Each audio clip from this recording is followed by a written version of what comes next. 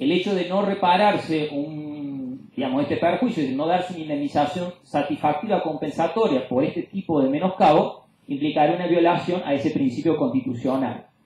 Si bien es difícil en la actualidad encontrar fallos en los cuales, probado y acreditado el daño espiritual, no se otorga una indemnización, lamentablemente sí es frecuente encontrar jurisprudencia en la cual los jueces reconocen la existencia del daño, pero luego ese reconocimiento se plasma en sumas absolutamente bajas, ínfimas, insuficientes, dando lugar al problema de hoy, que se llama, el problema de las cuantificaciones de daño moral simbólicas. Con lo cual, creo yo, y volviendo a lo que decía al principio, el problema que en la actualidad se plantea con relación a este rubro indemnizatorio ya no tiene que ver con si se repara o si no se repara, o si con la finalidad que se persigue a través de esa reparación, sino esencialmente se plantea con el problema de la valoración y cuantificación del daño. Nosotros debemos, cuando entramos al problema del daño moral, distinguir tres etapas. La primera de ellas es la determinación de la existencia del daño moral, la segunda es la valoración del daño moral y la tercera es la cuantificación del daño moral. Con relación a la cuestión de la existencia del daño moral, es decir, cuando estamos frente a un padecimiento espiritual, lo primero que hay que hacer es definir qué es el daño moral, es decir, cómo conceptualizamos el daño moral. Lamentablemente, yo creo que este ha sido un desacierto de la nueva legislación civil y comercial. No se normativizó, es decir, no se estableció legalmente una definición del daño moral, que yo creo que hubiera sido importante que se hiciera, por ejemplo, estableciendo de manera legal, ya que trata de un concepto jurídico, la definición por todos nosotros conocidas de Zavala de González, modificación y valiosa del espíritu, en su capacidad de estar, ser, querer, sentir, que se traduce en un modo de estar anímicamente perjudicial con relación a que se encontraba antes del evento dañoso. Creo que hubiera sido importante que esa definición se positivizara en la legislación, ya que de ese modo, por ejemplo, se evitarían discusiones como en la actualidad se presentan en torno a si las personas jurídicas pueden o no reclamar o tener legitimación activa en materia de daño moral. Creo que una definición, por ejemplo, de ese tipo hubiera acabado o aniquilado con ese debate.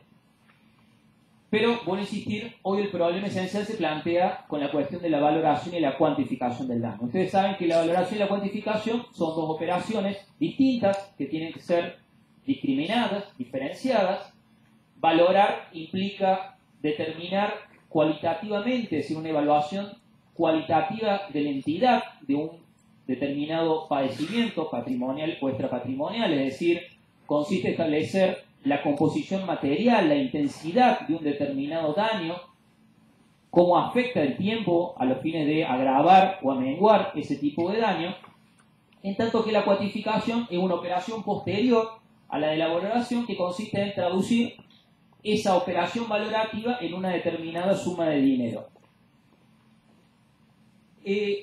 Por supuesto que la cuantificación se presenta y se lee, por supuesto, en las sentencias judiciales. Lo que no sucede lo mismo es con el aspecto valorativo. Es bastante frecuente encontrar sentencias en las cuales la operación valorativa, si se hace, no se explicita en las resoluciones jurisprudenciales, y si se explicita, muchas veces se lo hace en términos absolutamente genéricos, enunciativos, sin atender al caso concreto. Yo creo que una valoración correcta implica por lo menos tener en cuenta dos aspectos o dos etapas. Una primera de ellas tiene que ver con una valoración en abstracto, es decir, en definir cuáles van a ser los elementos o circunstancias que vamos a tener en cuenta a los fines de realizar esta evaluación cualitativa. En la jurisprudencia en general se ha sostenido que a los fines de determinar cuáles van a ser las circunstancias o elementos que vamos a tener en cuenta para la valoración, entre otras cuestiones se suele señalar que hay que tener en cuenta la persona del damnificado, su edad, su sexo, el grado de sensibilidad, su situación personal. También, si se trata de un damnificado directo o de un damnificado indirecto, y en caso de tratarse de un damnificado indirecto, cuál es su vinculación o su relación con el damnificado directo. De igual modo, se considera que hay que tener en cuenta la naturaleza del interés extrapatrimonial afectado, el factor tiempo, es decir, cómo incide el tiempo, ya sea para agravar o mitigar ese padecimiento que ha sufrido esa persona. En muchos casos se dice también que hay que tener en cuenta la actividad o la actitud o el comportamiento del sindicado como responsable, no con una finalidad punitiva, sino porque muchas veces su conducta puede tener o digamos, puede afectar a lo que es la magnitud del daño. No es lo mismo el padecimiento espiritual que sufre una persona a raíz de un accidente que ha sido provocado negligentemente a cuando ha sido provocado dolosamente por parte de otra persona. También se sostiene que hay que tener en cuenta, en el caso, por ejemplo, de daños derivados de informaciones calumniosas o injuriosas, la divulgación que ha tenido esa noticia, es el conocimiento por parte de terceras personas, la situación económica del país, entre otras circunstancias.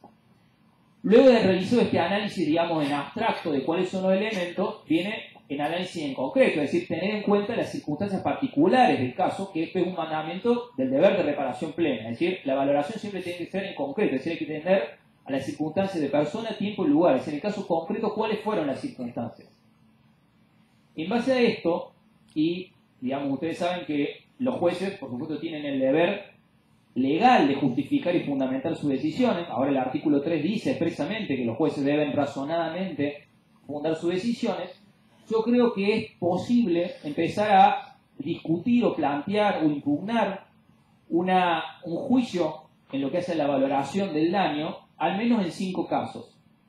El primero de ellos es cuando el juez, en la resolución judicial, no enuncia cuáles son los elementos valorativos que ha tenido en cuenta y directamente efectúa una cuantificación del daño. También cuando el juez, que esto es lo más frecuente, utiliza a los fines de la valoración fórmulas absolutamente generales, es decir, tengo en cuenta en este caso las circunstancias particulares del damnificado y el interés de la lesión y por eso doy 50.000 pesos, es decir, tome en cuenta digamos, una fórmula vacía, es decir, lo que da lugar a una fundamentación aparente.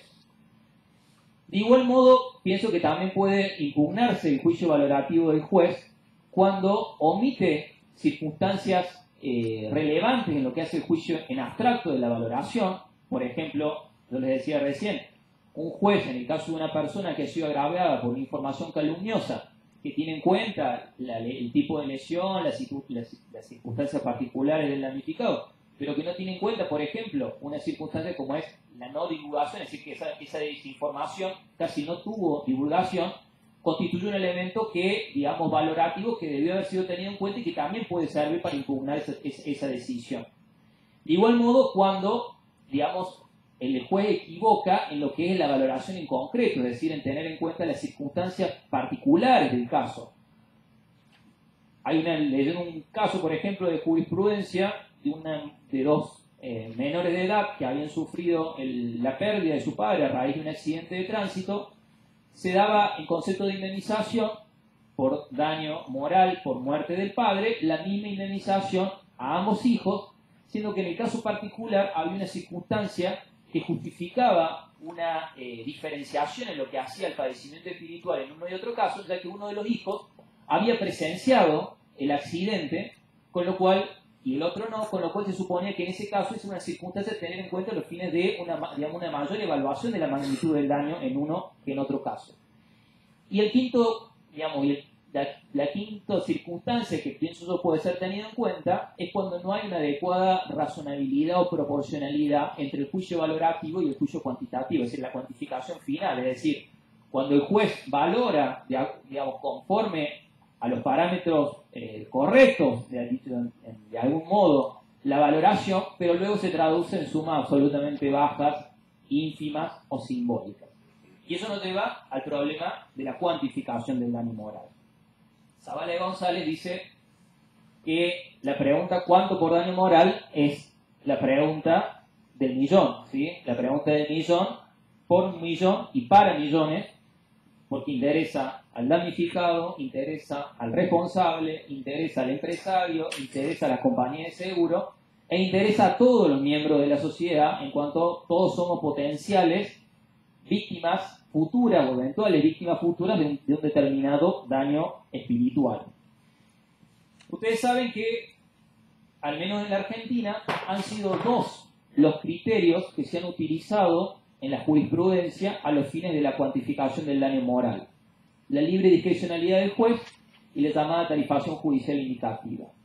La libre discrecionalidad del juez emplaza, considera que el juez, esta doctrina tiene muchísimos predicamentos, sobre todo en la jurisprudencia bonaerense, que el juez tiene la facultad para poder determinar libremente, conforme a su leal saber y entender, conforme a su sentido personal de justicia, la cuantificación que corresponda, atendiendo en todo caso, las justificaciones a las circunstancias del caso concreto.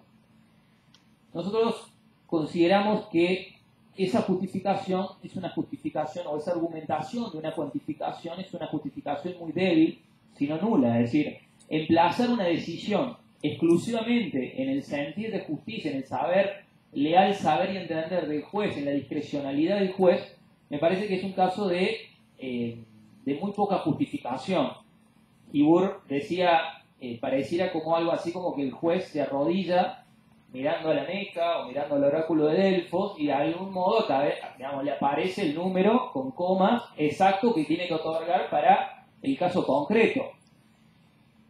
Pienso yo que ustedes quizás saben, en el antiguo anterior Código Civil, en el artículo 522, cuando hablaba del daño moral contractual, el legislador había utilizado la palabra podrá el juez disponer del daño moral, y eso generó una discusión doctrinaria. Algunos autores decían, no, en el caso del daño contractual el juez es facultado, es discrecional para el juez otorgar el daño moral, y también en la órbita extracontractual siempre tiene que otorgarlo.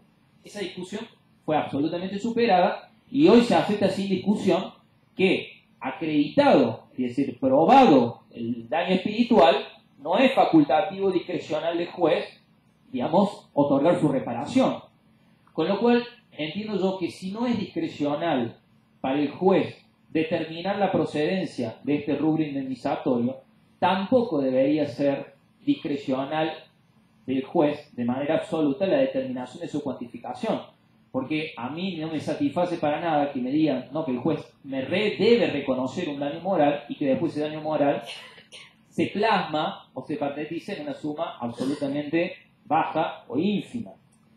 La otra postura que hoy es absolutamente mayoritaria en la jurisprudencia cordobesa, en las cámaras de Córdoba, es la llamada teoría de la tarifación judicial indicativa de Peirano, que, como ustedes saben, considera que a los fines de la cuantificación del daño moral hay que estar a el promedio de indemnizaciones que sobre determinados daños morales otorga la jurisprudencia de un determinado lugar, con posibilidad del juez, de manera fundada, de apartarse de esa indemnización por ese carácter indicativa, debiendo en ese caso justificarlo adecuadamente.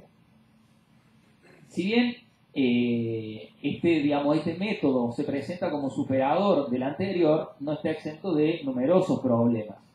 Algunos de ellos son los siguientes. Por un lado, esta teoría tiene una dificultad práctica en lo que hace su aplicación, ya que presupone la posibilidad de poder acceder a tablas de daño moral para casos similares, que serían este promedio de indemnizaciones, lo cual en la actualidad no acontece. Entonces, ¿qué es lo que hoy sucede en la realidad práctica? Los tribunales lo que utilizan o fundamentan sus decisiones citando 1, 2, 3 fallos de su propia cámara o de otra cámara, diciendo que son similares, y ese sirve, y eso justifica su decisión, cuando en realidad lo que la teoría postula es el promedio de la indemnización. Es decir, no basta con citar 1, 2 o 3 fallos para justificar esa indemnización. Además, esta teoría, presenta su fundamentación esencial en la idea de la analogía, es decir, de la similitud de los casos, lo cual presupone una decisión previa por parte de todos nosotros de determinar cuáles van a ser los elementos que vamos a tener en cuenta para determinar que un caso es o no similar a otro. A medida que nosotros incrementamos estos elementos, es decir, ejemplo, vamos a tomar la edad del damnificado. Bueno, de 1 a 5 años, menor de edad, es decir, ¿cuáles van a ser los elementos? A medida que nosotros incrementamos los mayores elementos a tener en cuenta para este juicio de analogía, vamos a tener casos más similares, pero vamos a tener una mayor cantidad de categorías, con lo cual se hace mucho más difícil la aplicación de esta fórmula. A su vez, esta teoría degenera en una suerte de traslación o exclusiva traslación de montos indemnizatorios. ¿Por qué? Porque, en definitiva, lo que hace esta teoría es plantear que el monto indemnizatorio se justifica por lo resuelto en otra jurisprudencia anterior. A su vez, esa otra jurisprudencia o bien fue resuelta en base a otra jurisprudencia o bien fue resuelta en base a una decisión discrecional. En algún momento en la cadena, el resultado de la decisión no deja de ser una decisión discrecional de algún tribunal, con el problema que a medida que vamos avanzando en esta cadena de jurisprudencia, vamos perdiendo cuáles son los elementos que fueron tenidos en cuenta originalmente para la primera cuantificación, ¿sí? Y perdemos de vista, digamos, el fundamento de la analogía de un caso a otro. Ni hablar del problema de la inflación, es decir, si tenemos en cuenta fallos de hace 5 o 10 años, por supuesto que la capacidad satisfactiva de esas sumas indemnizatorias también se van perdiendo. Frente a estas cuestiones, hoy, digamos, hay dos criterios que se presentan como superadores. Todavía ninguno de ellos tiene reconocimiento que yo conozca en la jurisprudencia. El primero de ellos, presentado por Guibur, él dice si de lo que se trata es de justificar o fundamentar un número en que consiste un monto indemnizatorio, la única manera de hacerlo es a través de una fórmula matemática. Él propone que hay que elaborar una fórmula matemática en materia de daño moral de igual modo que la del lucro cesante futuro, la fórmula Boto-Marshall, aquí en Córdoba, para lo cual habrá que ponernos de acuerdo en determinar cuáles van a ser los elementos que vamos a tener en cuenta para esta fórmula y la relación para la creación de la misma. La otra postura que está teniendo mayor predicamento en la doctrina, o decir, todavía sin recepción jurisprudencial, por razones obvias, es la de la tarifación legal indicativa. Esta propuesta, que fue hace mucho tiempo presentada por Matilde Zavala de González, considera que tiene que ser el legislador el que establezca tipos de daños morales. Dice Zavala de González, si bien es cierto que no hay daños morales iguales, también es cierto que hay daños morales parecidos o semejantes. Entonces, lo que propone la autora es que hay que establecer tipos de daño, digamos, principalmente los más importantes, aquellos que tienen que ver con muerte de padre, hijo, esposa, aquellos que afectan a la capacidad de unas personas, y luego establecer o atar esos tipos de daños con algún monto indemnizatorio, ya sea variable o fijo. Ossola se enrola con esta postura, dice que el Código Civil debe haber establecido casos testigos de daño moral, él habla de presunciones iure tantum de daños, atándolo a estos tipos de daño a una categoría, digamos, a un monto que funcione como una suerte de piso. También el doctor Martín Juárez Ferrer ha establecido dentro de esta posición categorías de daños, estableciendo montos máximos y mínimos con relación a cada una de estas posturas, que lo que se aspira es tener un parámetro, una justificación menor, y que de algún modo, si el caso no se presenta como similar, porque no está dentro de alguna de esas categorías, que sirva al menos como parámetros para tener en cuenta los fines de la cuantificación.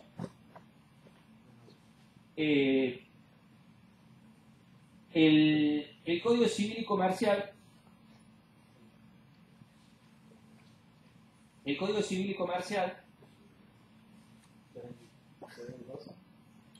digo dos cositas, ¿ya estamos? Bien.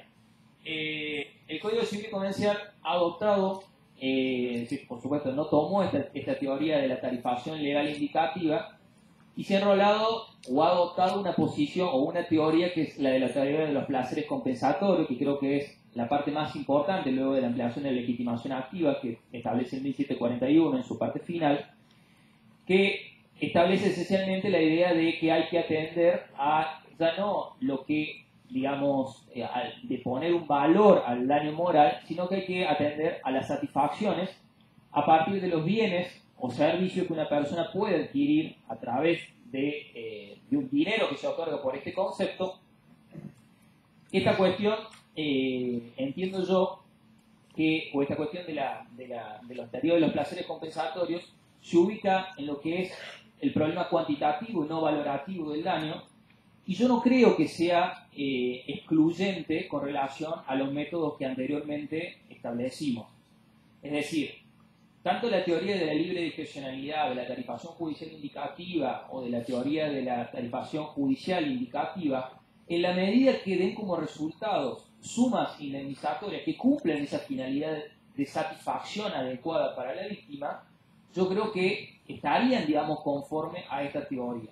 Digo esto porque en general algunos autores presentan esta teoría de los placeres compensatorios como una nueva teoría o método de cuantificación del daño moral. Yo creo que no se trata de, o el mismo, si bien puede ser utilizado como un método exclusivo de cuantificación, yo creo que nada impide para que se complemente con alguno de los métodos anteriores. Eso es lo que quería dejarles. Muchas gracias por la atención.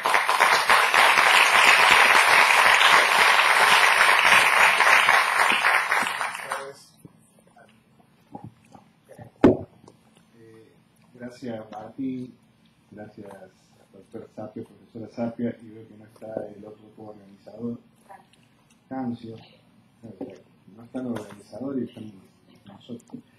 Por esta invitación a charlar con colegas, que es lo que me convoca en realidad. Creo que estos chicos jóvenes que siguen provocando la discusión están en la buena senda, porque creo que entre los abogados tenemos que charlar mucho los problemas que nos acosan o nos preocupan. Muchas veces los abogados le echamos la culpa a los jueces, y yo soy un autocrítico total. Creo que gran parte de los problemas que tiene la justicia se los debemos a los abogados y no a los jueces. Y voy a justificar esto en materia de cuantificación del daño moral en particular. Creo que, como está agotado el tema, podría hablar de fideicomiso, que creo que después es lo único que hablo. Como dice mi mujer, vos hace 30 años que hablas de fideicomiso, no hablas de otra cosa.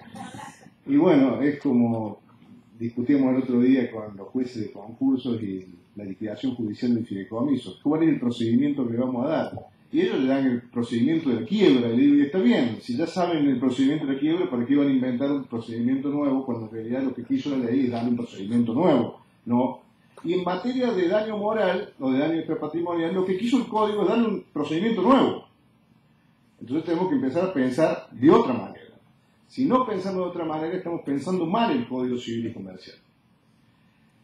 Por eso, solo me voy a atener a 4 puntos, porque el tema fue agotado por el profesor Marcelino, a quien le agradezco además que me permita estas palabras. Creo que en materia de cuantificación, solo de cuantificación, lo demás no es materia de convocatoria, por lo menos para mí, es que hay una tensión o una esquizofrenia entre los principios y lo que pretendemos. La cuantificación del daño moral está condicionada por principios, como todo en la dogmática argentina, ¿no? Estamos condicionados por principios. Decimos, el principio de reparación plena. Está en el artículo 19 de la Constitución Nacional y ahora en el 1740 del Código Civil. Muy bien. Porque esto ha sido bueno. La Corte le sirvió el principio de reparación plena para hacer caer los sistemas tarifados cuando consideró que eran insuficientes. Pero ¿cuánto es lo pleno? ¿Qué es lo integral? Cuando se trabaja con principios generales y abiertos, en realidad el principio de reparación plena llega a que de algún modo no haya determinación, y esto para el sistema no es bueno. No es bueno por todo lo que dijiste vos, Leonardo, porque al lado de este principio de reparación plena, todos los operadores estamos contestes en que es necesario encontrar parámetros comunes. Esto es lo que hizo Matilde Zavala y González durante tanto tiempo. ¿Sí? Fijemos criterios. Esto es lo que hizo Peirano. Fijemos que entre los jueces fijen criterios comunes para que los operadores del derecho tengamos pautas más o menos similares para determinar la cuantificación del daño moral. Pero la dogmática no dice esto. al hablar de la dogmática, hablo de los creadores de las reglas del derecho fuera de los textos legales. Dicen, bueno, del principio de reparación plena, entonces, inmediatamente tenemos que colegir que a la hora de terminar el daño se debe individualizar el daño, porque cada daño es diferente, porque no se puede reparar más que el daño sufrido, ni menos que el daño sufrido. Y si cada daño es diferente, las tarifaciones no serían posibles. Pero todos estamos de acuerdo que tenemos que encontrar pautas comunes. Con lo cual, decimos en el discurso que la tarifación plena, pero además decimos en el discurso que es necesario encontrar pautas comunes. Y esto es difícil, porque además la decisión, como dice el artículo 3 ahora, debe ser razonable. No dice, como la Constitución Provincial o el Código de Procedimiento, que debe ser lógica y legalmente fundada. Ahora dice razonable. Y cuando se habla de razonabilidad, se habla de pautas abiertas. Entonces, en materia de cuantificación estamos en un problema. Porque empecemos a hablar en serio, digamos, no en serio, se sigue hablando en serio, pero empecemos a hablar de qué estamos hablando. ¿Queremos o no queremos pautas comunes? Si queremos pautas comunes, me parece que el principio de reparación plena y el principio de individualización va a tener que ser repensado en pos de aquella función que es encontrar pautas comunes. Hay algunas cuestiones, voy a irme echando, de lo que dijo Leonardo, en las cuales de algún modo voy a dar mi parecer. Yo no creo que hubiese sido bueno que el código hubiese conceptualizado el daño moral. Porque este concepto que encontró Matilde Zavala de González fue un concepto que lo encontró para poder encuadrar ciertos supuestos en que la conceptualización clásica no permitía encuadrar. Por ejemplo, la indemnización a personas sin discernimiento o a personas por nacer. Encontraron esto de la modificación disvaliosa del espíritu para esto. Pero puede ser que dentro de 10 años entendamos que el daño extrapatrimonial es otra cosa y que las personas jurídicas podrían encontrar algún tipo de resarcimiento en algún supuesto en donde se entienda que es necesario reparar lesiones a bienes no patrimoniales. Y la inserción de una definición dentro del código no hubiese servido. Creo que está bien que los códigos no conceptualicen. Con respecto a la valoración, que también habló Leonardo, y las críticas que se le hacen a ciertos fallos que son poco rigurosos a la hora de determinar por qué hay daño moral, incluso en materia de cuantificación, por qué se determina esa cuantificación, creo que allí está la tarea del abogado. El abogado que demanda, al momento de demandar, tiene que dar los criterios de valoración y tiene que dar los criterios de cuantificación, porque si no, no le podemos echar la culpa a los jueces que no justifican razonablemente sus decisiones. Para eso estamos los abogados, para acercar la cantidad de fundamentos mayores para que el juez nos escuche y nos otorgue lo que estamos pidiendo. Así que no le echaría tanto la culpa a los jueces en este tema. El segundo punto que me preocupa, o que me parece que puede ser interesante para tratar esta tarde, es el criterio del Código Civil, en 1741. En 1741, recordemos, luego de fijar quiénes son los legitimados activos, dice: el monto de la indemnización debe fijarse ponderando las satisfacciones sustitutivas y compensatorias que pueden procurar las sumas reconocidas. Muchos autores dicen que este artículo no es obligatorio para determinar la cuantía del daño moral o del daño patrimonial, que es una invitación a los jueces o a los árbitros que deban determinar o que deban cuantificar, y un criterio que podrían, o una herramienta, un procedimiento, un criterio que podrían utilizar es de fijar qué se puede hacer con el dinero, el damnificado, qué puede comprar, qué bienes o servicios puede adquirir para superar esta situación disvaliosa del espíritu en el cual se encuentra con motivo o causado por el hecho ilícito. Yo creo que el código es claro. Dice, el monto de la indemnización debe fijarse ponderando la satisfacción. El debe es un verbo imperativo. Después abrimos la. Por lo tanto, me parece que el abogado, al plantear la demanda por daño extrapatrimonial o daño moral, deberá utilizar el criterio legal a la hora de cuantificar. Ya veremos para mí cuáles son los pasos de una buena fundamentación de la demanda y de la sentencia.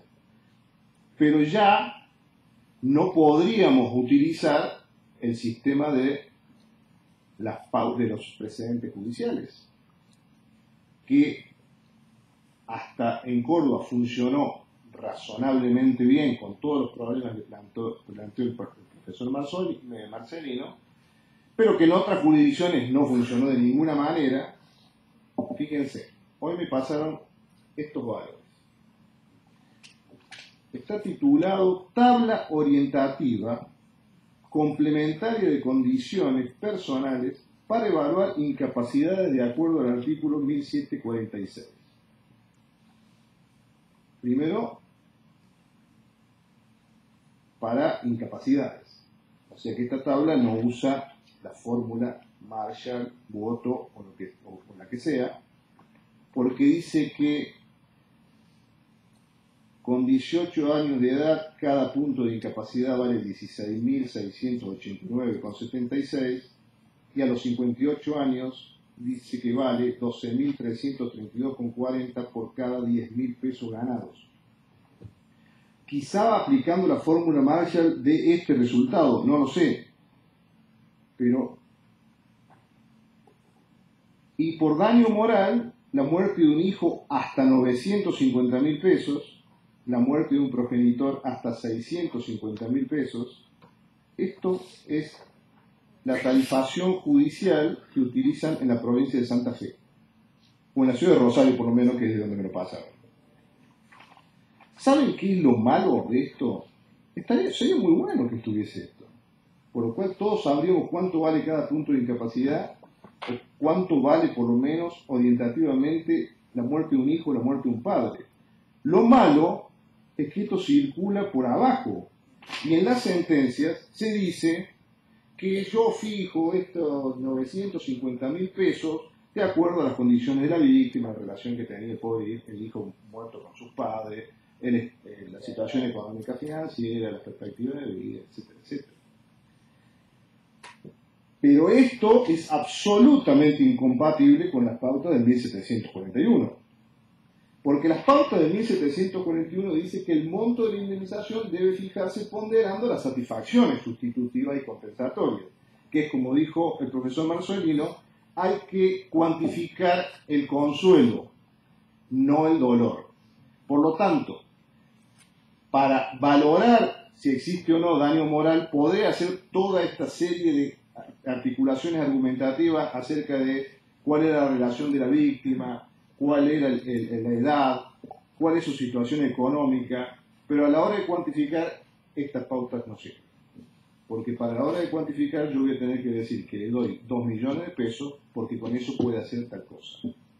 No porque era malo o era bueno, o la víctima sufrió más o menos porque estuvo sometida a algún especial sufrimiento. Esto va a servir para valorar y servirá para cuantificar solo en la medida en que el bien o el servicio que va a adquirir tienda a recomponer o a compensar ese estado anímico disvalioso en el que se encuentra la víctima.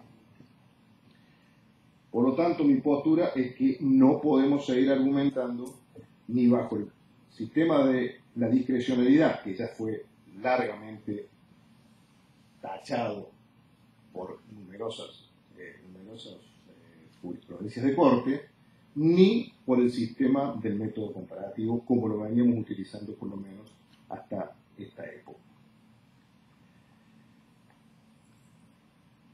El tercer punto, en materia de cuantificación, que me interesaba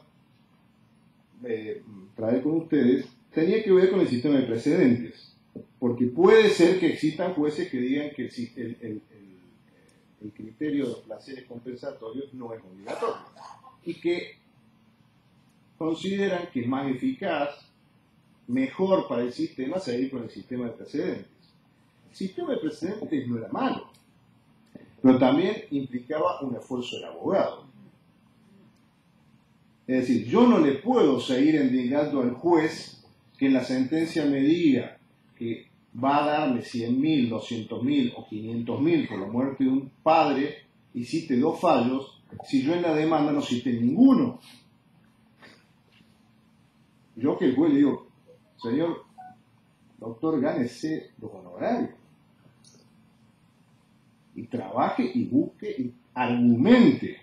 Y el defensor argumente correctamente sobre por qué el monto que le está pidiendo su contraparte es mucho, y luego en la Cámara de Apelaciones por qué es mucho o es poco en base a precedentes correctamente usados. ¿Y por qué digo correctamente usados? Porque ya el profesor Marcelino planteó que uno de los graves problemas del sistema de precedentes es que estamos en un país con una economía absolutamente imprevisible y de las variables económicas que van cambiando día a día y que los valores no se manejan constantes.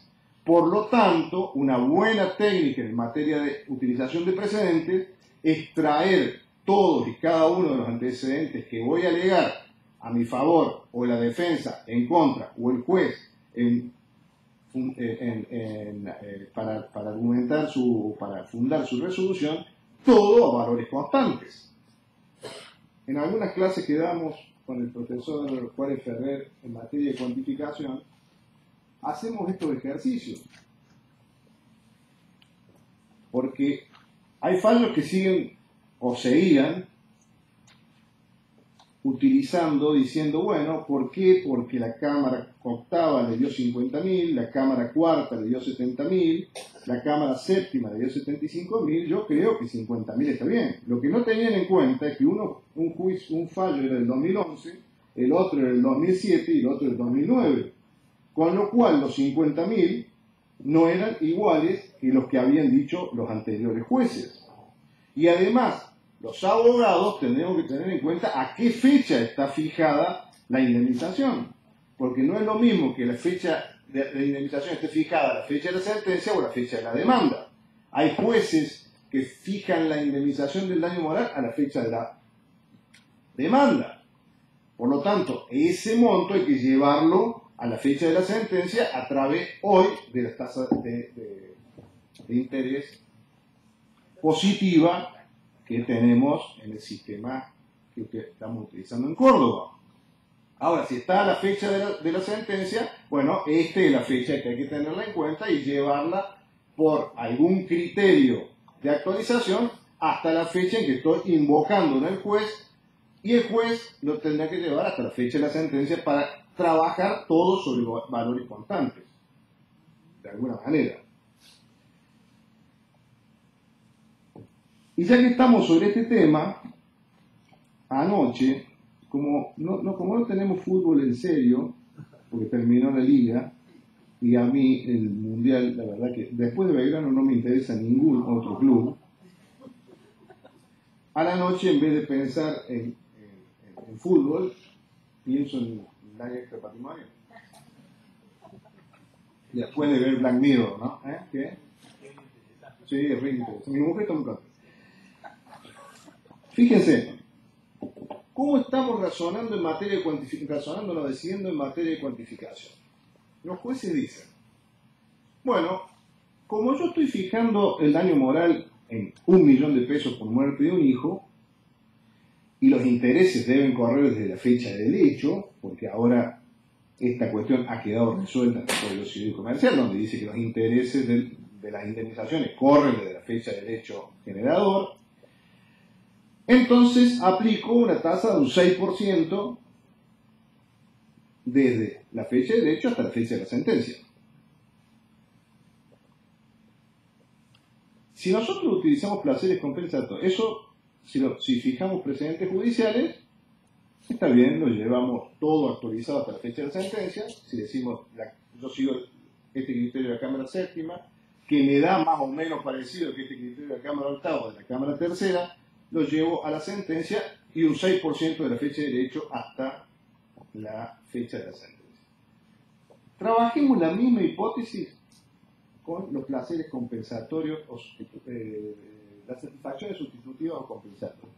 Supongamos que digamos que la muerte de un hijo vale un departamento. Supongamos, así, a grandes rasgos, porque después voy a ahondar un poquito. Primer tema, quien pide tendrá que promover el valor del departamento. No lo estamos haciendo. Nuevamente los abogados, los que plantean los placeres sustitutivos y los que dicen que quieren un departamento, para su cliente, no para él, una parte del departamento, para el cliente, fija el valor, tendrá que ofrecer prueba y un perito, un corredor inmobiliario, o a través de prueba informativa, podrá decir, bueno, el departamento hoy vale $80.000. $80.000 que son 8 por 540, 8 por 2 millones de pesos.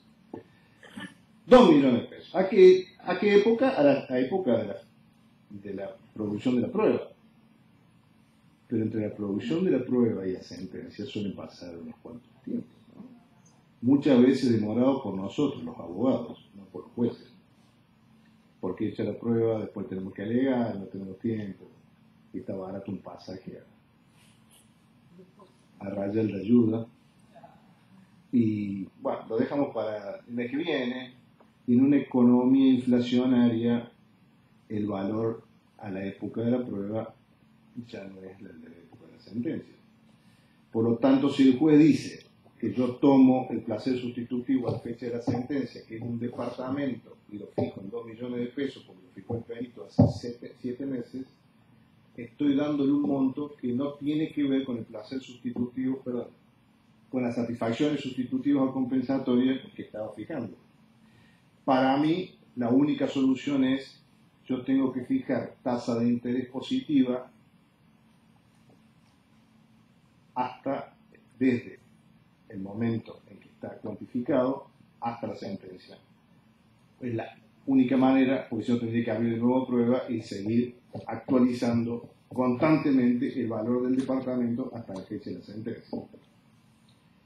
Estos son los problemas, algunos de los problemas menores en realidad que provocan la inflación en nuestro país. Menores por el ámbito acotado de los damnificados. Por supuesto que la inflación tiene un universo un poco más amplio de damnificados que los que estamos reclamando en tribunales. Por lo tanto, es verdad, el sistema del precedente se va a combinar, pero ya no por un monto que haya fijado el juez con anterioridad, sino con un bien o servicio que algún juez consideró que era suficiente a los fines de compensar o sustituir ese estado disvalioso del espíritu en el que se encuentra una madre al morir su hijo, o el que se encuentra su hijo al morir su padre, o en el que se encuentra una persona al perder una pierna. Seguramente se van a ir armando casos similares, pero el placer sustitutivo parece, y tenemos con el placer, la satisfacción sustitutiva. ¿Sabe por qué? Porque en realidad la teoría era de los placeres sustitutivos, ya que dice satisfacción sustitutiva. Las satisfacciones sustitutivas se van a ir como regularizando para diferentes supuestos. Lo último. Entonces, si las satisfacciones sustitutivas es el modo de cuantificar cómo razonar a la hora de hacer el planteamiento. ¿Cómo se hace? Fijo 1 millón de pesos porque tengo que comprar un departamento, porque con eso compro un departamento. Para mí es insuficiente. Yo tengo que decir cuánto, qué voy a adquirir con eso y por qué lo que adquiero va a servir para consolar, compensar o satisfacer a la víctima. Si no, el razonamiento es incompleto. Porque lo que debo cuantificar es qué bien y justificar por qué ese bien o ese servicio le va a compensar, a satisfacer, a reparar de algún modo el estado espiritual y valioso en el que se encontró la víctima. Si ustedes me dicen que este es un nuevo método de cuantificación, yo no estoy seguro que el daño moral se pueda cuantificar en los términos del daño material o patrimonial. Creo que es un nuevo modo de justificación. Y cuanto más compleja sea la justificación, me parece que vamos a encontrar mejores argumentos para llegar a montos que resulten razonables en los términos del artículo 3, que es el parámetro que hay que cumplir para que esa sentencia no sea tachada de arbitraria hoy. Por lo tanto, me parece que somos nosotros los abogados. Yo ando mucho en el interior, o andaba, cuando era más joven, ya estoy viejo, no tengo más. Y yo digo que el nivel de la judicatura está dada por el nivel de los abogados. No me cabe ninguna duda. Cuanto mayor nivel haya en los abogados, mayor nivel va a haber en la judicatura, porque solo los jueces van a reaccionar ante el acicate de planteos novedosos, planteos inteligentes, planteos fundados que les hagamos los abogados. Por lo tanto, en cuantificación del daño moral, del daño extrapatrimonial, tanto los que reclaman y que pretenden que haya cuantificaciones cada vez menos simbólicas, como planteó el profesor Marcelino, y más representativas de valores importantes, porque los valores espirituales tienen un valor diferente en la sociedad actual, que cuando Jean Vías hablaba de aquellas cuantificaciones simbólicas porque con el dolor no se lucra. Hoy los valores espirituales están en el centro de la defensa, ¿no? Miren lo que se está discutiendo, no en las tarifas, sino otros temas que se vienen discutiendo en las legislaturas, ¿no? Donde está el centro de la persona y el valor de elegir y la libertad de elegir, cuestiones de gran contenido espiritual.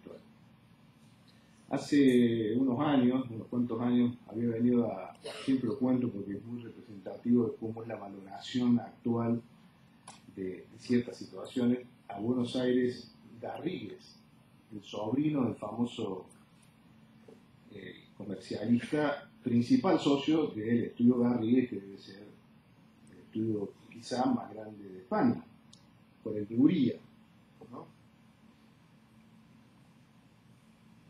Y el tema de la charla era cuál era el futuro de la abogacía en el siglo XXI. Es decir, cuáles eran los negocios que podían plantearse en la abogacía. Él no es un académico, es el dueño de una empresa de abogacía. Entonces decía, por ejemplo, el derecho deportivo. Estamos hablando hace 20 años. Y decía, nosotros en nuestro estudio no teníamos abogados especializados en derecho deportivo. Vino el caso Ronaldo, no R7, el gordo. Y hoy tenemos, no me acuerdo, 12, 15 abogados en derecho deportivo. Hoy deben tener muchos más, seguramente.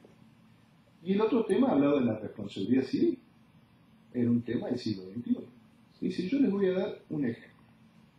Yo no sé si era verdad o era relato, pero a los fines que nos convoca es muy representativo. Pasaba un vidente en un aeropuerto por un detector de metales. Recuerdan que en una época, cuando pasaban por el detector de metales, dicen no pasen los CD. ¿Se acuerdan lo que era un CD? Sí. Y decían no lo pasen porque se desmagnetizan. Pasó este hombre, inmediatamente inició una demanda en contra del aeropuerto por haber sido desmagnetizado de sus poderes de evidencia. Bueno, eso es hoy la responsabilidad civil. Hoy no hay más, como decía Mosé Iturrate en una época, ya no hay más resignados. Todo daño parece que tiene que ser, o los damnificados pretenden que se regresarse. No sé por qué llegué a esto, me fui del tema, pero bueno, estas son las reflexiones, más que reflexiones, preguntas que me hago, y sobre todo, era por el nivel de la judicatura, ¿no? Aquellos niveles de la judicatura, y yo creo que los abogados tenemos que ser los artífices de que estas mayores indemnizaciones sean reales, que no haya indemnizaciones simbólicas, y que en definitiva este tema de la cuantificación lo vayamos pudiendo de alguna manera cada día ser más simple para que el sistema tenga algunas reglas más o menos claras. Bueno, muchas gracias.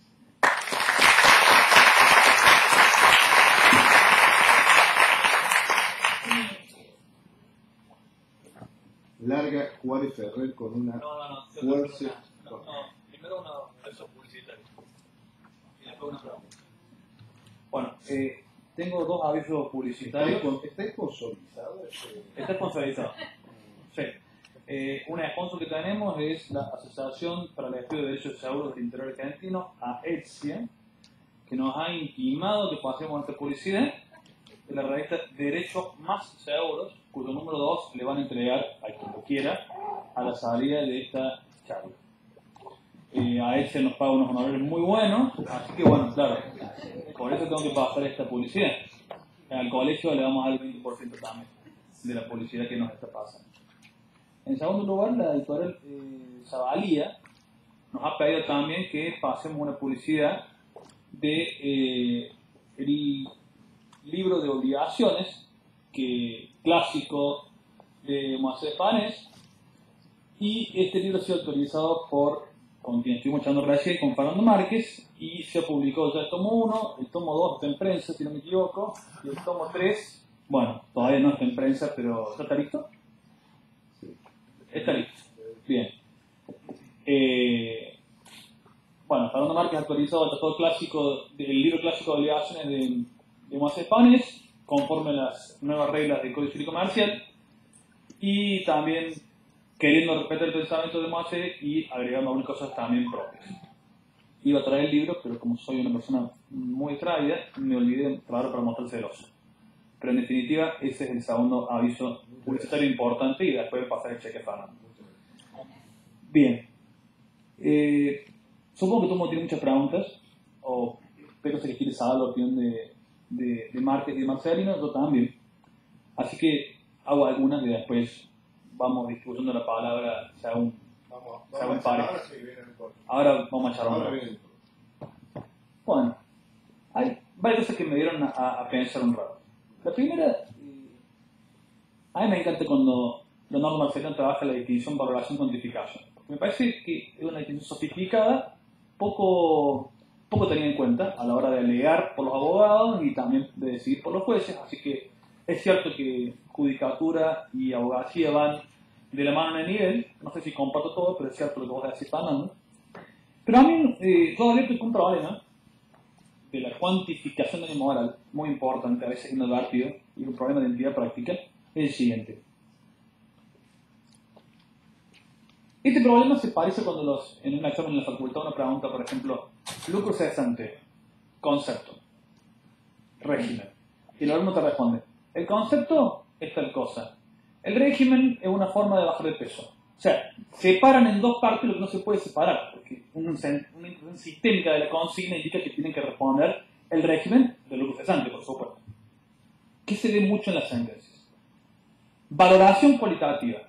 El señor ha perdido a su hijo, está muy triste, ¿verdad? Y luego, en atención a que está muy triste, 1.000.000 de pesos. Ah, muy bien, valoró todo, pero dígame cómo se correlaciona lo que usted valoró con lo que cuantificó. Concretamente, un problema es la no correlación entre la valoración y la cuantificación. Si no hay correlación entre la valoración cualitativa y la cuantificación, estamos parados en el mismo lugar que estábamos parados antes, es decir, ausencia de fundamentación, es decir, arbitrariedad. Esto, en mi opinión. Sí. Yo hablé de cuantificación nada más porque, bueno, el tema era cuantificación. Pero, Hiciste muy bien. ¿Para la fideicomiso? no, por supuesto, si yo digo, mire, yo voy a hablar de abogado, no hablo como juez, voy a hablar como abogado. Y digo, mira, se murió mi hijo. Mirá cómo hablo en masculino porque tengo 2 hijas. Se murió mi hijo. La verdad es que creo que debe ser el estado anímico más grave en el que se puede encontrar una persona. Probablemente no lo he vivido, pero debe ser lo más grave. Si hiciéramos algún día las tablas que vos has hecho en un libro que presentamos no hace mucho aquí sobre cuantificación, donde trabajan este grupo, yo le digo los cuantificadores, que es un grupo de investigación de la Universidad Nacional que lidera Martín y donde Leonardo también está. Supongamos que, y yo hago le demuestro o le cuento al juez cuál es ese estado en el que estoy.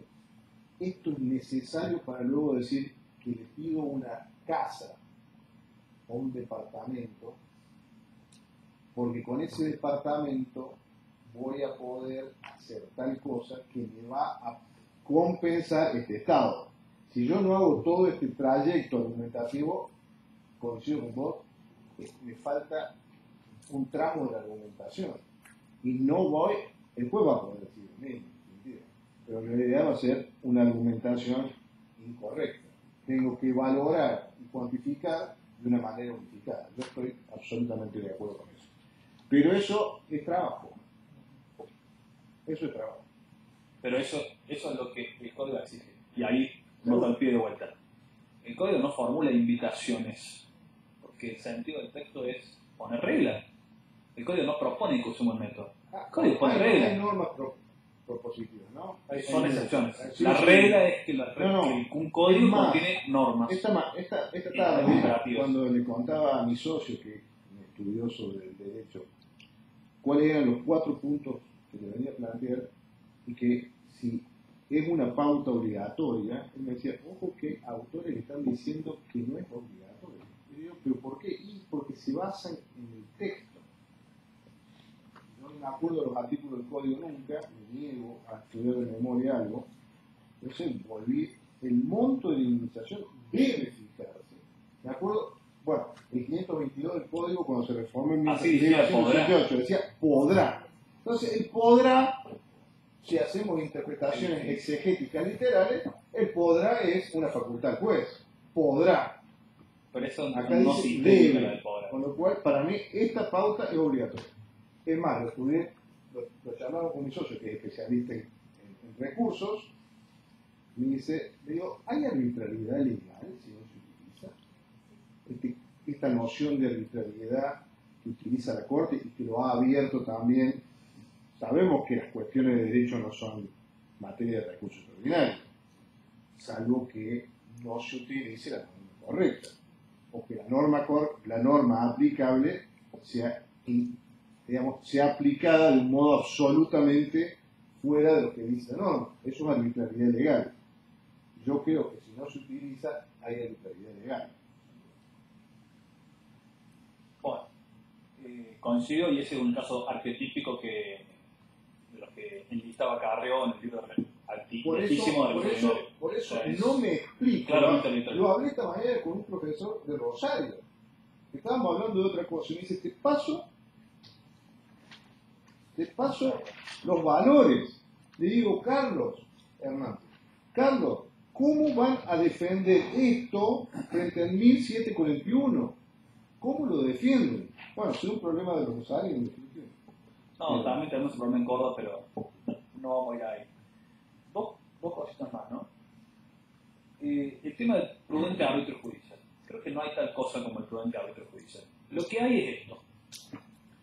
Lo que hay es, leo el expediente, veo el nombre del abogado, el nombre del demandado, me formo una idea del caso, yo juez, y con todos estos elementos que tengo acá arriba de la mesa, otros que conozco de antes, de después, que me comentaron, los meto abajo del escritorio y tomo una decisión. Todo abajo del escritorio. O sea, no hay tal cosa como el prudente árbitro. Lo que hay es, tengo razones que no digo. Entonces, eso me parece problemático. No hay no hay una decisión sin razones. Hay razones no explicitadas. Y eso es algo problemático. Hace unos años en una charla, una jueza me dijo, en una jurisdicción donde no se aplicaba la fórmula de cuantificación tipo Marshall. Ay, doctor, lo que pasa es que si yo uso esa fórmula, me apelan la sentencia. Por eso no la uso, pero no lo digo. Pero si ese es precisamente el sentido del juego argumentativo. O sea, que dialoguemos, y si eventualmente por razón no me gustan, las puedo discutir con otros. Si los otros me dicen que no, bueno, es una acusación y veré. Pero precisamente eso es. El comentario mío tiene este sentido. No hay tal cosa como el prudente árbitro. Lo que hay es razones no dichas. Bueno, te contesto. En materia de cuantificación del daño moral, si aplicamos el 1721, no puede haber cuantificación por razones no dichas. Obvio. Es que tampoco podía haberlas antes. No, bueno, El 755 de la Constitución Provincial dice, Sí. fundamentación no que leer. está bien. No le podés ocultar la razón. Pero si vos decías el sistema de los precedentes que se venía utilizando, había dicho alguien, de acuerdo a la edad de la víctima, la relación muerte de un hijo, la edad de la víctima, la relación que tenía con sus padres, que tenía hermanos o no tenía hermanos, la situación socioeconómica de la familia, la circunstancia en la que se había producido la muerte del niño, 50.000 pesos como había fijado en la tienda, ¿no? 50.000 pesos, 50, 70 mil. ¿Saben cuánto es eso hoy? Supongamos que esos que fijaban 50.000 en el 2007, lo traigamos a mayo del 2018. 260 lucas. ¿Saben qué criterio utilicé yo? La unidad económica. ¿Por qué? No, porque así se actualizó el sueldo de juez. Y si el juez ve actualizado su ingreso, ¿por qué no va a haber actualizado su ingreso verificado? Después los abogados, porque también la unidad económica sirve a los fines de la determinación de los honorarios. Son 485.000 pesos trayéndolo a valor de unidad económica, perdón, del 2007, 50.000 son 676.114 pesos. Pero los criterios que se están usando por muerte de hijo, por los placeres, por las satisfacciones sustitutivas o compensatorias, son sustancialmente más importantes que estos 676 pesos. Con lo cual, aquello que dijimos en el 2015, cuando se comenzó a regir el código, de que este criterio iba a tender a subir los valores de indemnización, se está dando. Porque con 676.000 pesos, hoy compras Un tercio de un buen auto, ¿no? Y la muerte de un hijo ya está valiendo más que un auto en la cabeza de quienes deciden. De hecho, hay una sentencia que explicó un departamento, con lo cual ese criterio o este modo de pensar en bienes y servicios porque todo vale mucho en la Argentina. Porque estamos en montos y pesos muy altos. Quizá ahora en dólares todo se ha caído, y probablemente se caiga más en este periodo, ¿no? En tiempos largos todo tiende a estabilizarse.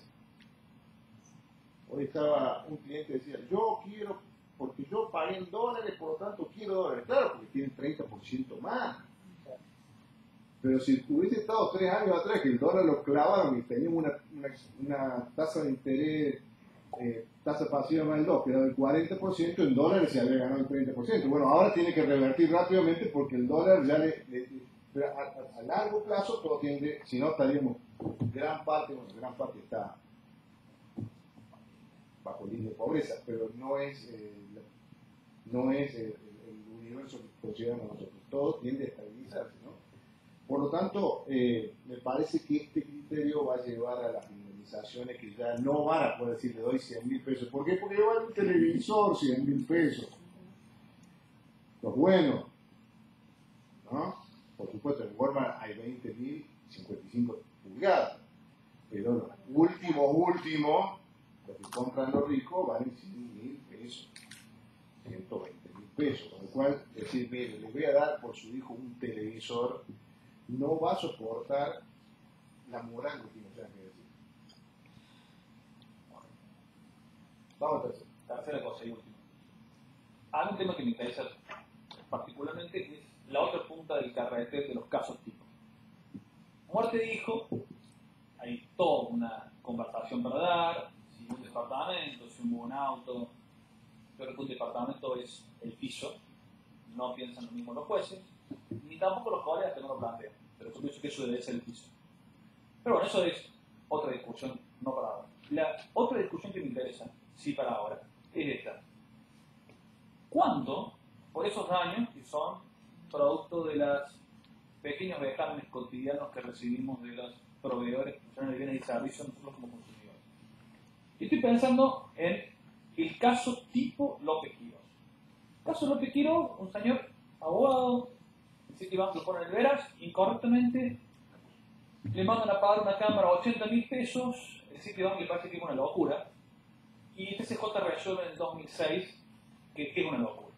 Y le dice, no, fíjese con todos los otros.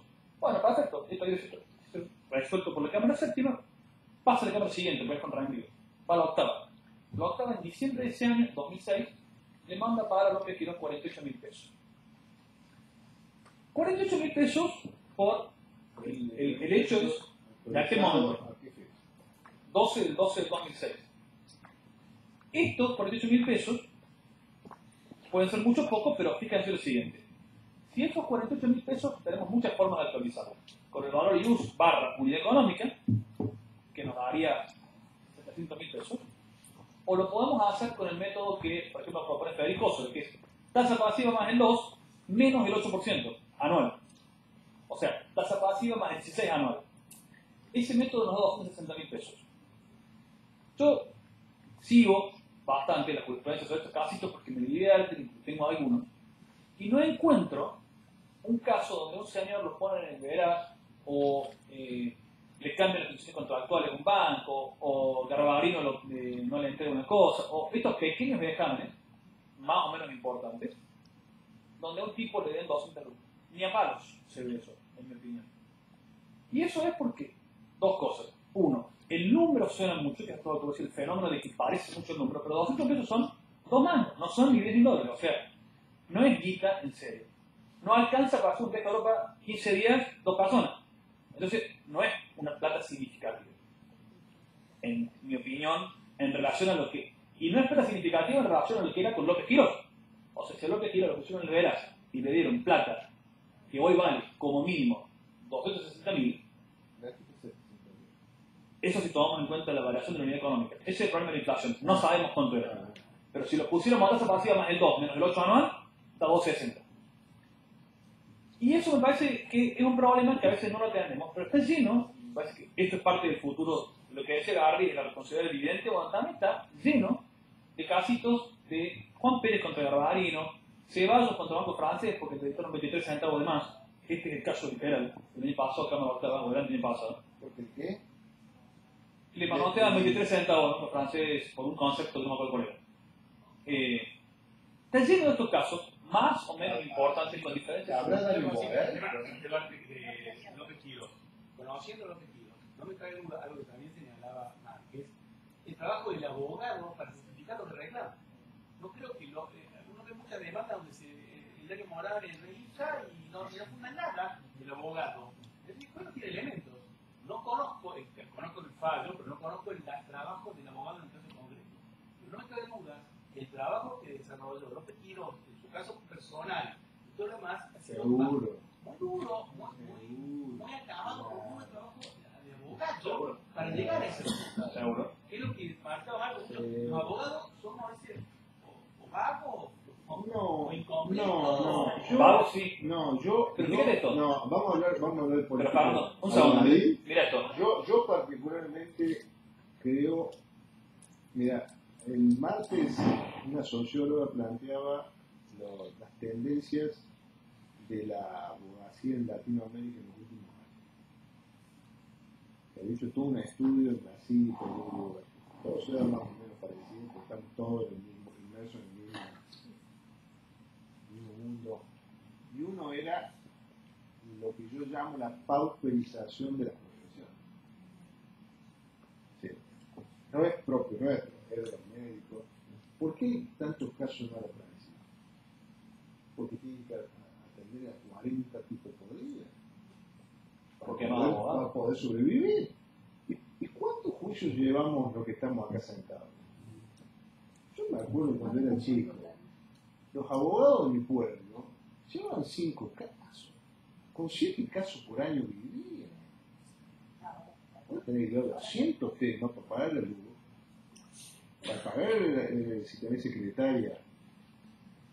Entonces, todo eso te lleva a cometer errores. ¿Cómo te va a cometer errores? Serías un marciano si no te metías errores. Tenés que estar todo el tiempo y hay pruebas que dejar de hacer, y si tenés un plazo.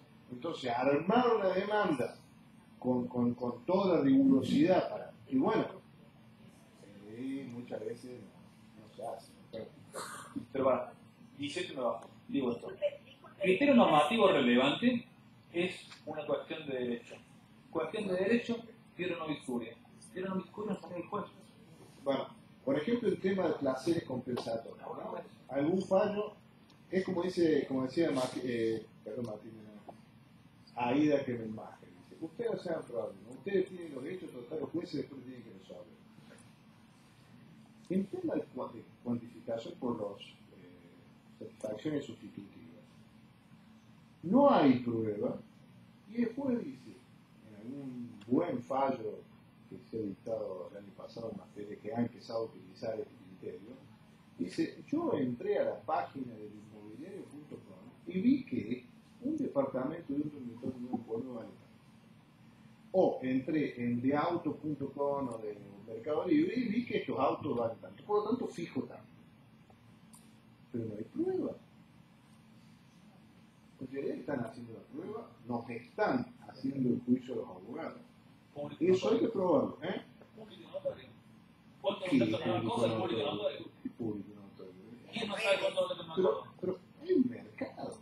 ¿Cómo no sabe cuánto? Entonces, es que si el actor probó, el demandado también puede probar. Pero si el actor no dice cuánto es, ¿por qué? Si el actor dice $75.000 por tu departamento, ¿es el público notorio? No, porque nosotros estamos acostumbrados en Argentina a que el 10% más o menos es nada. En otro mundo, el 2% de algo es una barbaridad. Entonces, vos decís, puede ser 75, puede ser 85, puede ser 55, así como somos nosotros los argentinos, todos medio, más o menos, ¿no?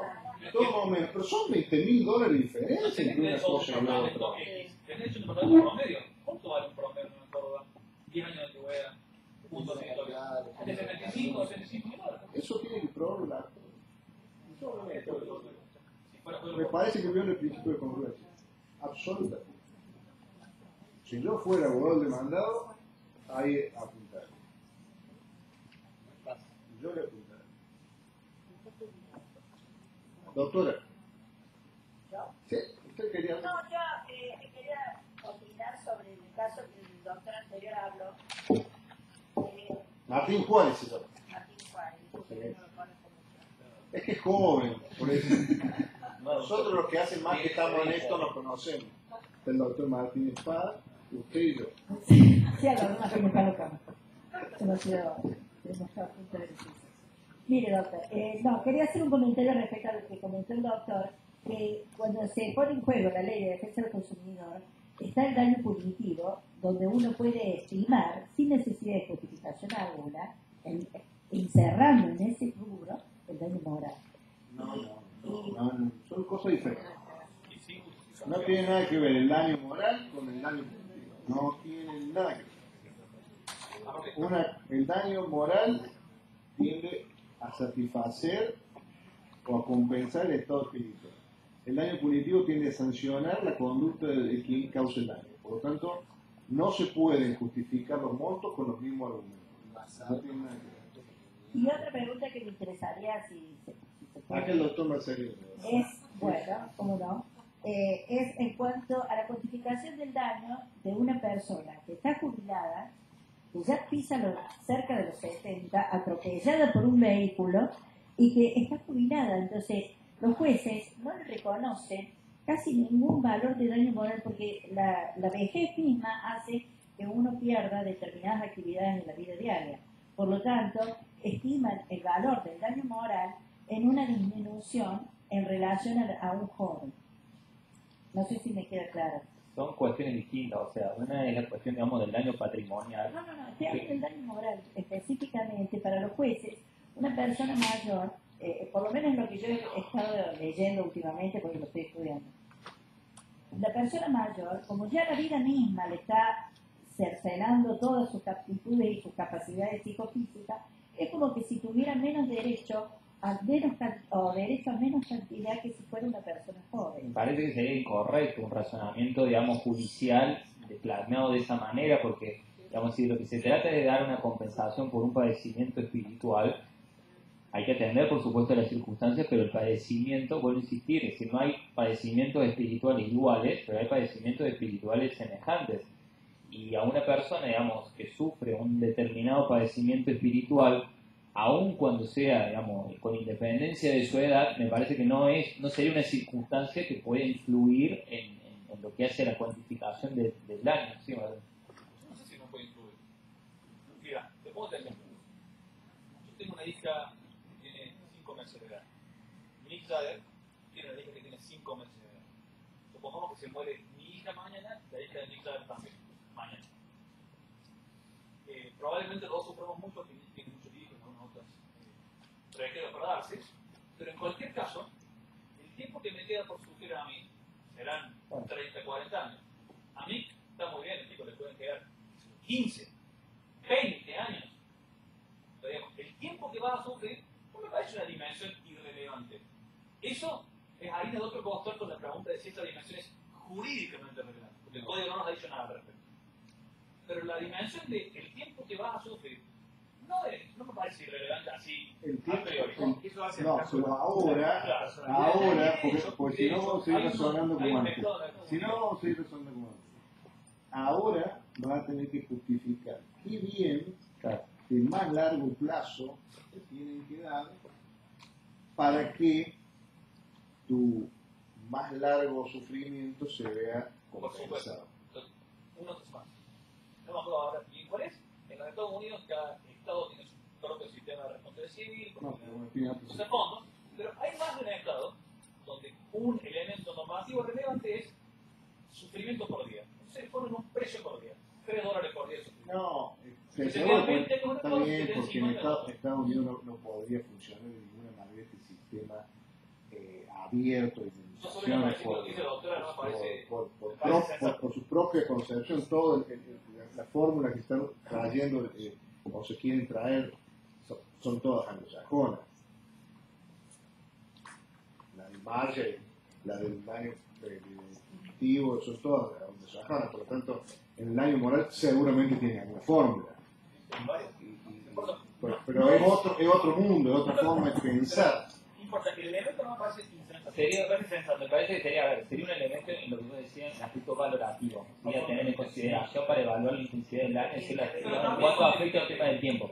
Pero bueno, insistir, yo creo que, digamos, acá, digamos, este método de justificación, que me gustó lo que dijo Fernando antes, que un método de cuantificación, que es esta teoría de los placeres compensatorios, satisfacciones sustitutivas, se plantea en el aspecto principalmente cuantitativo, ¿sí? Claro que, digamos, plantea un desafío primero para los abogados y después para los jueces, que bueno, será una tarea de construcción que se creará a partir de la aplicación de esta nueva disposición, que tendrá que, digamos, que consistirá en empezar a determinar y a construir cómo guardamos o empezamos a correlacionar un criterio de razonabilidad, proporcionalidad. El Código Figen, 1741, la parte final, habla de ponderación. Es decir, ¿entre qué cuestiones? Entre el padecimiento espiritual que ha sufrido y la satisfacción de esa persona. Porque nosotros podemos establecer una ecuación en, digamos, lo que es el contenido de la satisfacción a través de los bienes que esa persona puede adquirir. Pero falta todavía la determinación de esa relación entre lo que es el padecimiento espiritual y la satisfacción. Que en eso... Ese tercer paso todavía no se dio. Claro, que dice los que han fijado hasta acá dicen, bueno, me parece razonable el valor de un departamento, pero no dicen qué se va a hacer con el departamento. Y en eso, ¿por qué le va a satisfacer? ¿Por qué? Y en eso puede ser útil el tema de los, digamos, de los criterios jurisprudenciales, ya no para la cuantificación del daño, sino para el tema de la satisfacción. Y eso también indirectamente puede ser una solución al problema, digamos, de la variación de los montos, porque si en definitiva logramos consenso, determinar que la pérdida de un padre vale un departamento de un dormitorio, bueno, el valor del departamento se va a ir actualizando y se va a ir modificando también junto con el paso del tiempo, con lo cual nos resolvería ese problema, digamos, que hablábamos cuando mencionábamos la verificación judicial indicativa. Doctor, sí, una pregunta. Perdón. A mí primero me ha sorprendido mucho estas cifras que se manejan dentro del derecho civil. Yo me muevo dentro del derecho laboral. Y para encontrar la forma de cuantificar, uno de los métodos que he utilizado, hace 5 años la empresa Volkswagen indemnizó a un trabajador nada más que por el daño moral, por la persecución y discriminación sindical que había sufrido el trabajador, en la suma de 1.800.000 pesos. Cuando volvió a repetir la experiencia de volver a discriminar a otros trabajadores, volví a tomar ese acuerdo que había hecho antes, actualicé la suma y hoy se está actualizando. No tuve la misma suerte que en aquella oportunidad, pero los montos en que hoy en día se acaban de indemnizar a los trabajadores, han oscilado en torno a los 2 millones de pesos. Y como esos acuerdos, es un buen lugar donde hacer pie, porque esos acuerdos son, por supuesto, judiciales, y así ha sido, o sea, no es que es una gratificación, no. El acuerdo dice que por el daño infringido por la discriminación sindical, se le paga 2 millones de pesos. Por eso creo que los acuerdos que se hacen con valor de sentencia y con los montos especificados, los conceptos, son útiles para la cuantificación. Sí, pero ese es un acuerdo. Imagina que... Con sentencia y reconocido. Sí, pero si Volkswagen quiere pagarle 10 millones a su gerente, va a ir a decirle a una heladería del barrio que eliminó, mire, Volkswagen le paga 10 millones, a esta señorita le va a decir, Volkswagen le puede pagar lo que se le ocurra. Es un acuerdo, es algo que voluntariamente Volkswagen le quiso pagar. No, bueno, fue a raíz de un reclamo. No, bueno, está bien. Es una sentencia. Pero si lo hubiese fijado el juez, no sé cuánto lo hubiese fijado. Bueno, Y menos en ese es uno laboral. de los. Y menos en laboral. No sé cuánto lo hubiese fijado un juez laboral. No sé.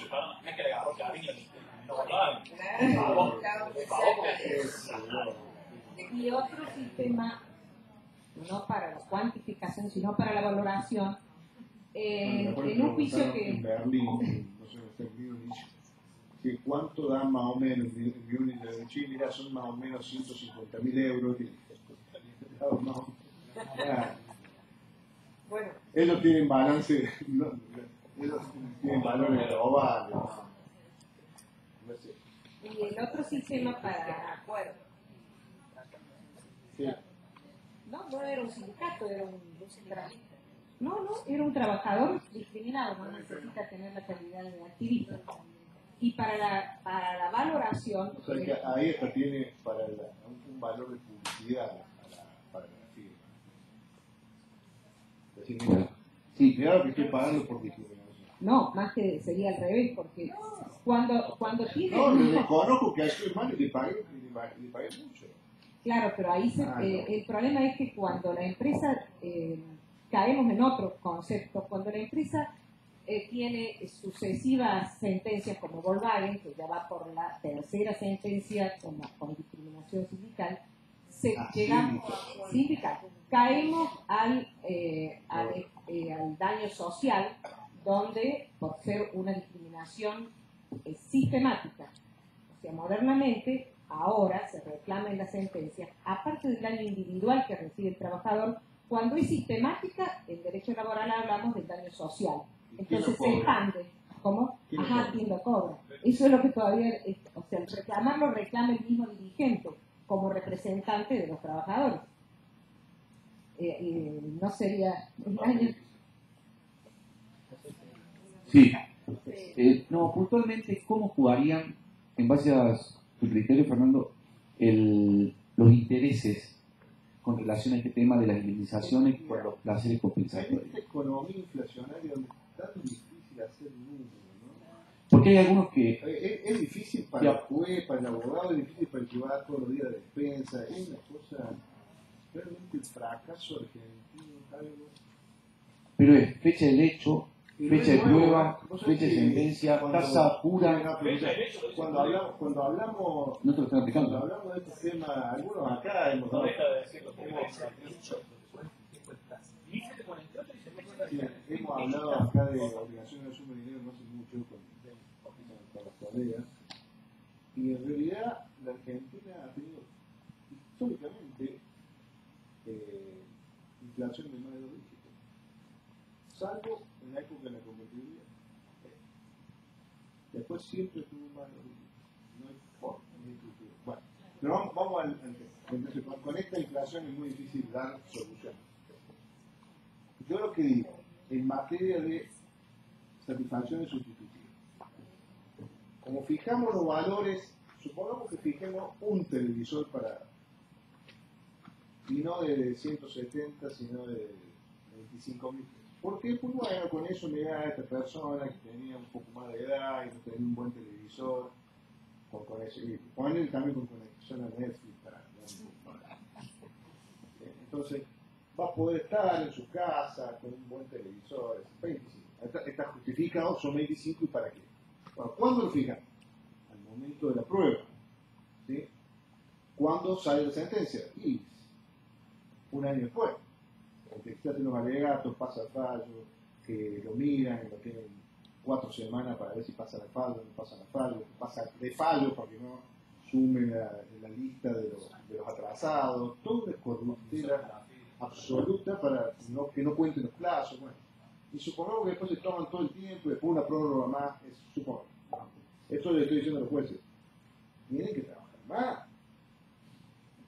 Si vamos a hacer juicio oral, que me encanta, van a tener que trabajar todo el día. Entonces, no sé cuánto vamos a poder, yo ya estoy dejando casi toda la docencia de grado, pero cuánto los abogados y los jueces podemos dar 3 cátedras. Porque a qué hora trabajamos, ¿no? Porque el abogado también nos pasa, es decir, cada 3 horas que te va de acá a la católica de clase son 3 horas menos que está viendo la cuantificación del daño y te tragaste la prueba. Es así, Es así, dijiste, che, pero ¿cómo le dice el profe Pérez Correa un juicio? No Pérez Correa, Pérez. Me mato, mejor que de Córdoba si yo perder esa prueba. Bueno, entonces, un año después le decimos, bueno, le voy a dar los 25.000 pesos porque no vale más 25.000. Y no pueden, porque pues, la inflación se come los valores, deglute los valores. ¿Sí? Entonces, yo digo que no podés seguir diciendo que como lo fijé la sentencia, desde la fecha de derecho hasta la sentencia voy a darle el 6% anual. O tasa pasiva sola sin el doble. Digo que todo este periodo, o por lo menos, sí, todo el periodo tenés, desde que se fijó el valor a valor actualizado, tenés que fijar tasa pasiva más el 2, más el 1 o más el 3, si el día de mañana la inflación supera el 170% mensual. ¿Sí? O no sé. Entonces lo vas a tener que llevar a un valor actualizado de la sentencia, con diferentes tasas de interés por cada periodo, según esté actualizado o no esté actualizado el valor. Esto lo están haciendo los jueces. Entonces dice, mira, te fijé daño moral al momento de la sentencia. Por lo tanto, está fijado daño moral al momento de la sentencia, entre el hecho y la sentencia, 6% anual. Después de la sentencia no, porque ya está el monto determinado, ahí empieza a correr la tasa mayor. Pero acá hay un periodo que no lo estamos considerando hoy. El tema Me parece que hay que volver a pensarlo. El tema es no computar dos veces el componente inflacionario, es decir, en la tasa de interés desde el momento de la producción del daño y después con los valores actualizados. Ese es el problema. Entonces, lo que algunos autores proponen es establecer una tasa diferenciada desde el momento de la producción del daño, porque el 1748 dice que los intereses empiezan a correr desde el momento de la producción del daño. Porque ya lo están usando así. Por eso. Y una tasa de interés diferenciada claro, desde el momento en que se cuantifica, es decir, desde el momento en que pasa de ser una obligación de valor a una obligación de dar suma de dinero, que es con la cuantificación. Sí. Tengo una consulta, yo hago mucho laboral y las demandas nunca pienso tanto en el problema de las costas al momento de determinar el monto. Uno pone 3 millones y te condenan y después ganas por 300 y no hay regulación siempre igual. ¿Qué herramienta tenemos en el Foro Civil para cubrirnos de yo cuantificar un daño moral de 8 millones y que después el juez me diga que son 600.000? Pierdo el ¿Qué elemento? La suerte.